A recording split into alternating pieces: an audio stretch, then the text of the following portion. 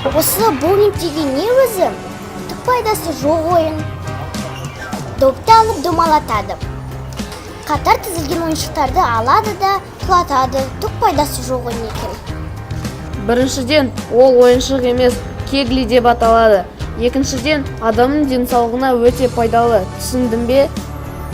Денсаулыққа пайдалы? Қалай сонда? Қазір жастардың қимыл қозғалысы аз. Көбісі көшеде тез дайындалатын фаст-фуд тағамдарымен тұтынады. Адам ағзасына кері әсер ететін қатты газдалған сусындар ішеді. Оқуда, жұмыста, таңертеңнен кешке дейін компьютердің алдында қозғалыссыз отырады.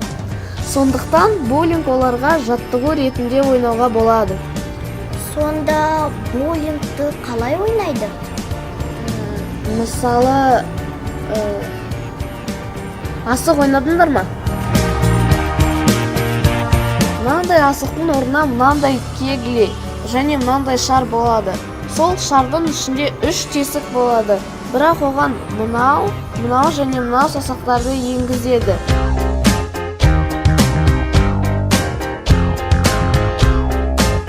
Сосын лақтырады. Страйк дейді. Түсіндің бе?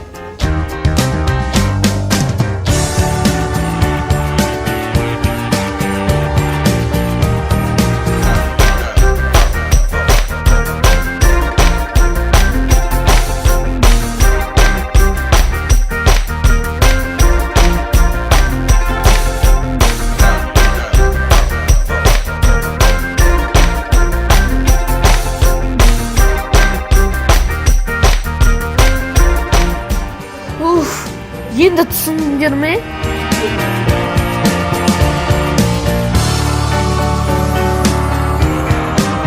Иә, түсіндік. Нені түсіндің? Кәне, айтып берші. Боулингті ешқашан түсінбейтінімізді түсіндік.